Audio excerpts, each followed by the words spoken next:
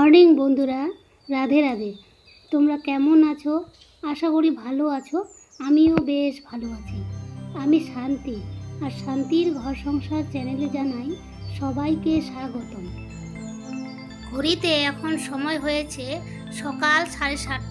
তো এখন থেকেই আমার ব্লগটি কন্টিনিউ করছি। তোমরা দেখতে থাকো, আশা করি তোমাদের ভালো লাগবে।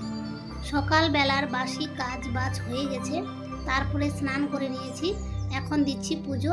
তো আজ হচ্ছে শনিবার, ছেলে মেয়ে দুজনেই স্কুলে যাবে। তো ওদের তো আজকে হাফ স্কুল, আর আমাদের এখানে কিন্তু শনিবার দিন হাফ হয়, আর রবিবার বন্ধ থাকে, আর সোমবার দিন ফুল ক্লাস। আর কোনো কোনো জায়গায় আবার সোমবার দিন হাফ হয়, তো যার যেরকম আর কি।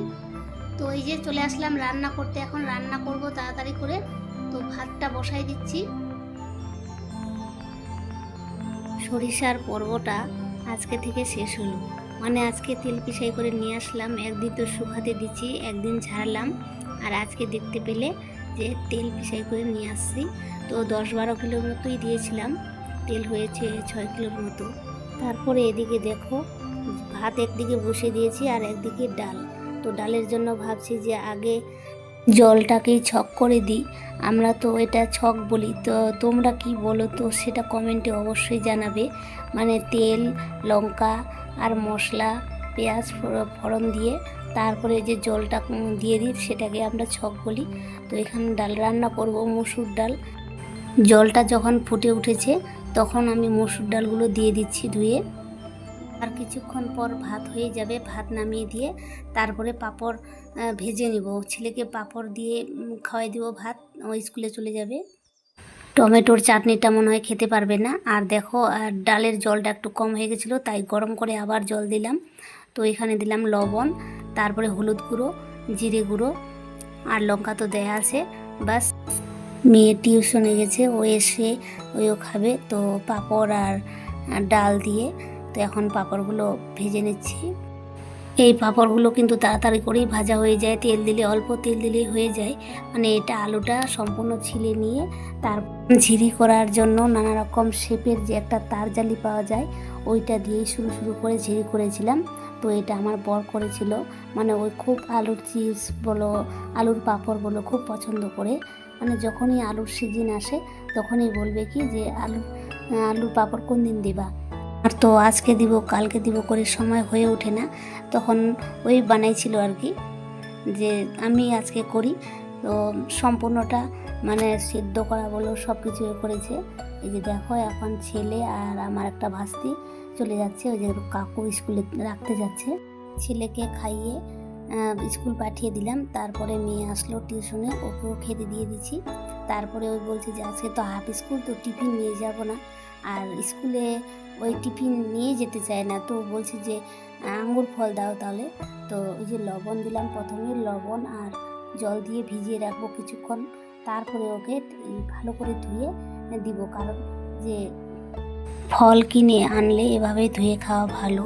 তো এই যে দেখো, এখন টমেটোর চাটনি করব। তো ওদেরকে খাইয়ে স্কুল পাঠিয়ে দিলাম দুজনকেই।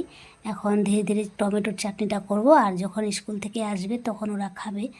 তো এই যে টমেটোগুলো, এগুলা তো বাড়ির টমেটো, তো সেগুলাকে এখন ভালো করে কাটে নিচ্ছি। টমেটো রান্না করলে টমেটোতে চিনি দিই না, আর বাচ্চাগুলো কিন্তু চাটনিতে যদি চিনি না দেওয়া হয় একটু টক টক করে, তখন ও ভালো লাগে না খেতে। আর যদি একটু করে চিনি দেওয়া হয় তাহলে ওদের ভালো লাগে খেতে, সেজন্যই আজকে চিনি দিয়ে দিব। তো এখন জিরে গুঁড়ো দিচ্ছি, লঙ্কা গুঁড়ো দিচ্ছি, আর একটু চিনি দিয়ে দিলাম। তো এখন ভালো করে কষে নিব অনেকক্ষণ পর। স্কুলে বের করে দিয়ে তারপর এখন আসলাম বিছানা ঝাড়তে, কারণ তখন তো সময় পাইনি। যেটা আগে কাজ করলে আমার ভালো হবে সেটা আগে করি। আমার বলতে কোনটা কাজ করলে তাড়াতাড়ি কাজটা এগোতে পারবো আর বাচ্চাদের ঠিকঠাক খাইয়ে স্কুলে পাঠাতে পারবো, তো সেই কাজটাই আগে করি। তো এখন বিছানা ঝেড়ে নেব, তারপরে ওই ঘরেও বিছানা আছে, ওই ঘরেও ঝেড়ে নেব।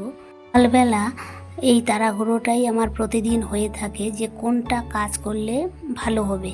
মানে এদিকে যদি আমি পুজো করি, সকালে উঠে বাসি কাজ সেরে পুজো দিতে পারি, তাহলে এদিককার দিকটা ভালো। আর যদি বলি যে না, সকালে উঠে আগে বাচ্চাদের পড়াশোনা করাই একটু, তাহলে ওই দিকে ভালো। আর যদি বলি যে রান্না বান্না তাড়াতাড়ি ধরি, তাহলে ওই দিকে এগোবে। কোন দিকে করব? সব দিকে আমাকে একাই করতে হয়। এদিকে রান্না বান্নাও করতে হয়, বাচ্চাদের আবার পড়াশোনাও করাতে হয়, আবার এদিকে ঠাকুর স্নান করার সকালে করালে ভালো এই দিকটা। আর এই টেবিলের অবস্থা দেখো কি হয়ে আছে। প্রতিদিন ভাবি যে আজকে ধরবো কালকে ধরবো, কিন্তু ধরাই হয় না। তো ফাইনালি আজকে পরিষ্কার করে দিলাম টেবিলটা। আর বাড়িটা এখন সম্পূর্ণ ঝেড়ে নেবো আর একবার। সকালে তো ঝাড়া হয়ে গেছে, এখন আবার ঝাড়তে হবে, কেননা আমি প্রতিদিন এভাবে ঝাড়ি।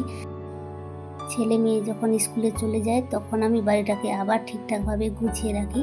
আর ওরা যতক্ষণ থাকবে ততক্ষণ এলোমেলো করে রাখবে। আর যখন খাওয়ার খাবে তখন ডাইনিংটা তো পুরো খাওয়ার ভাত মুড়ি মানে একদম ছড়িয়ে ছিটিয়ে রাখবে। তো সেগুলোকে ভালো করে আমায় উঠাতে হয়, তারপর মুছতে হয়।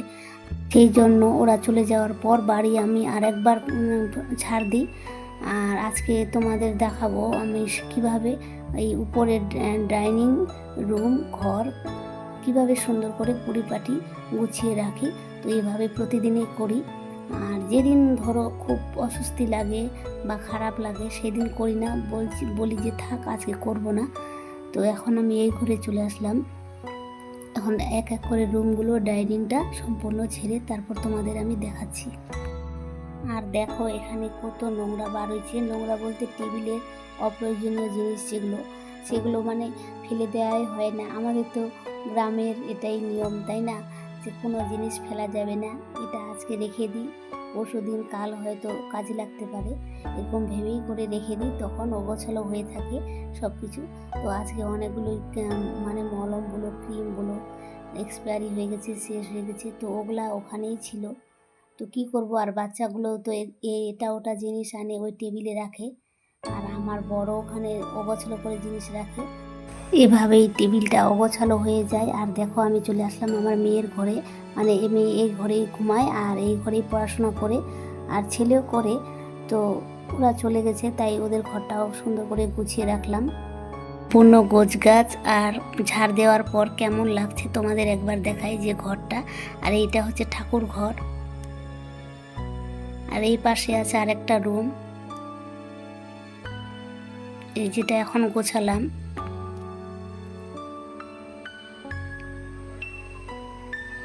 আর এদিক দিয়ে সিঁড়ি দিয়ে নিচে নামতে হবে, নিচে যাই। আর এটা হচ্ছে মেয়ের ঘর, ওরা এখানে পড়াশোনা করে দুই ভাই বোন মিলেই।